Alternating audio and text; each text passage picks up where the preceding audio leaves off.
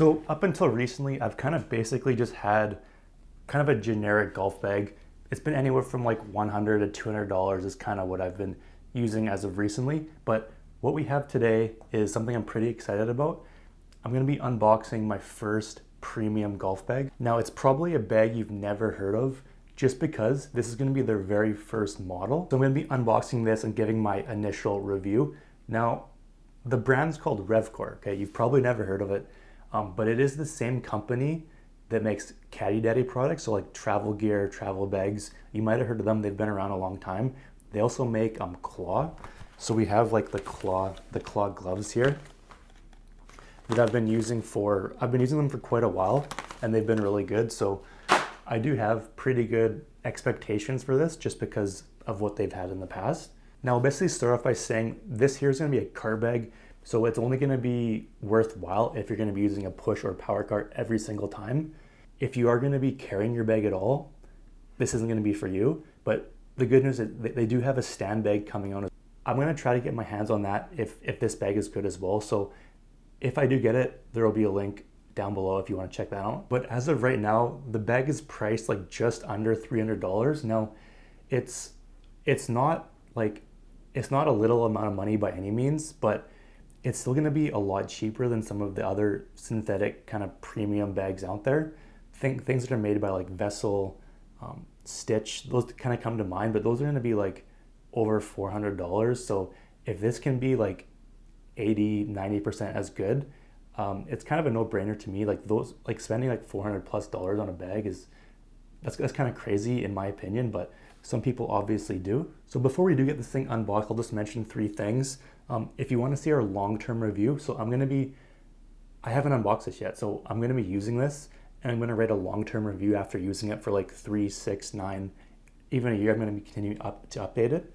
So if you want to read that, all you gotta do is go to Google, type in Out of Bounds Golf, RevCore, and it should pop up, or there'll be a link down below if you want to check that out. If you do want to get a discount on this, you can use code OBG, and as of right now, it'll be 15% off. So it is a pretty good discount if you want to do that. And then number 3, if you want to enter our giveaway and to possibly win one, details will be down below.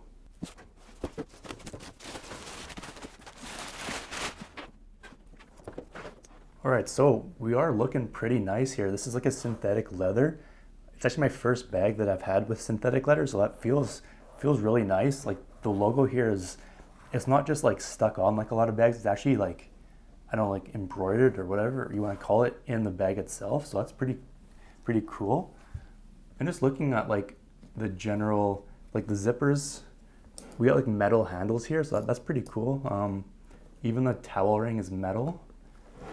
And then we do have our jumbo putter slot, and then we're gonna have like 13-way full-length dividers here. So this is it's like a velvet here to protect your clubs, and each of your clubs is gonna have its own slot. So that's pretty cool. I know one issue you might have with that is if everything's in their own slot, all the clubs are gonna kind of move freely, so you might get a bit of club clatter. It's gonna be more of an issue in a carry bag, so I don't know how it's gonna be in a cart bag, but we will find that out as well. So let's get this thing set up and kind of go over all the pockets, how I'm gonna set up the top, and my first impressions after putting everything in the bag. All right, so on the first side of the bag, we're gonna have 3 pockets here. And the first pocket is gonna it's gonna be a cooler pouch actually. So I think we're gonna have a cooler pouch on both sides. And then we are gonna have these little drains at the bottom. So if any water or moisture gets in, it can drain out, or it can get a little bit of air in there to, make sure it doesn't get moldy or whatever. So I am a bit curious to see how many cans we can actually fit in there. So let's just take a quick look. So there's 1, 2, 3. And that's all the cans I actually have. But as you can see, we could easily fit another tall can in there. If we didn't have tall cans, we could probably fit 5, maybe 6 normal size cans. So that's really good actually, and it closes no problem. The next pocket here is going to be, it's going to be of like a velour line. So same as the top, this is going to be like your valuables pocket. So you can put in like your phone, you can put your wallet, your keys, you can put your sunglasses in there if you don't want them to get damaged. But This pocket is going to be, I wouldn't say it's going to be waterproof, but it's definitely going to be more water resistant than any of the other ones. So your valuables do want to go in there. And then the third pocket, we're going to have a nice rain cover here. So this is synthetic leather as well. We have zippers that open from both sides, so that's pretty cool. And it just feels heavy duty and sturdy as well. Now this pocket here is it's pretty big. It goes up pretty much the majority of the bag. Inside we're gonna have an additional zipper as well. That's gonna give you access to inside the bag. So if you do drop anything down the top, you'll be able to go in there and get it. But one thing I would possibly use this for is if I am traveling, or even just going to the course for that matter, I want to be able to fit my shoes in there. So I just want to see if we can fit shoes. Okay, so that'll fit no problem. And then we do have, that only takes about like half, maybe a little more than half the room. So we do have additional space up here as well. And you could probably definitely fit a jacket up there too. So we could fit shoes, we could fit like a rain jacket or just a normal jacket up there. So that's pretty awesome. And then the final thing we have here is it's a Velcro glove holder. So I do like that because my hands do sweat in the warmer weather. So if I take my glove off and slap it on there instead of putting it in my pocket, it'll help it dry on a bit. So that's a pretty cool feature. And then we have a metal towel loop here. So that's pretty cool. Most of them are plastic on bags, so metal is obviously going to be more heavy duty. And what I do like about that as well is on the other side of the bag, we're going to have the same thing. So depending on what side of the cart you are on, because if you're on the left side of the cart and you have another bag here, if this was your only towel loop, then your towel is going to be blocked by the bag, so you can switch it over to there. Now on the back side, we're going to have at the very top, we're going to have a pass-through cart strap, so our cart strap can come through here, and it just makes it a little bit more secure. So that's nice. And then we're going to have our top pocket up here. This is going to be a pretty decent size. You could put in a number of different things in here. You could put your tees in there. What most people would probably do in this top pocket is to put their rangefinder. So a lot of bags have a magnetic compartment here. So that might be a little bit nicer to have, would be like a magnetic. We're then going to have an additional pocket. And this one it's a decent size. I can fit like my hand in there. And I don't know exactly what I would put in there. What I would probably put in there would be my tees. So like rangefinder would go in the top, tees, and then this is gonna be the ball pocket. Now this pocket here is huge. And I'm just curious to see how many boxes of actual balls we can fit in. So I fit in 2 easily. We could probably fit a third box of balls. So this thing could hold like, probably like 40 plus. If they're just like individual balls, you could probably fit like at least 50 in there. So, you know, I'd like to think that's enough balls. And then on the third side, it's pretty much, it actually is identical to the other side. We have our Velcro glove holder, we have our towel loop, we have our big pocket, we have our valuables pocket, and then we have another cooler pocket. Exactly the same size, so we pretty much just double up. So that's a lot of room. Like if you could fit in a bunch of cans, gloves, jacket, like I don't know what else you would want to put in there. So that's a lot of room. And then the final side, we're gonna have our strap here. So we're just gonna have a single strap, and obviously it's gonna be a cart bag. So you're gonna put it on a push or power cart. You don't need a double strap.